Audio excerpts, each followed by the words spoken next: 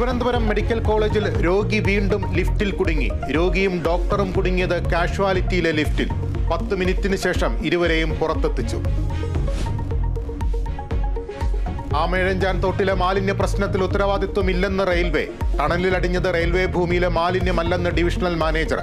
മാലിന്യ നീക്കത്തിന് അടിയന്തര യോഗം വിളിച്ച് മുഖ്യമന്ത്രി. മന്ത്രിമാരും MLA-മാരും മേയറും റെയിൽവേ ഉദ്യോഗസ്ഥരും പങ്കെടുക്കും. സംസ്ഥാനത്ത് മഴ വീണ്ടും ശക്തം. 2 ജില്ലകളിലും 5 ഡാമുകളിലും റെഡ് അലർട്ട്. 7 ജില്ലകളിൽ ഓറഞ്ച് അലർട്ട്. പാലക്കാട് വീടിടിഞ്ഞു വീണ് അമ്മയും മകനും മരിച്ചു. കണ്ണൂരിൽ വെള്ളക്കെട്ടിൽ 2 മരണം.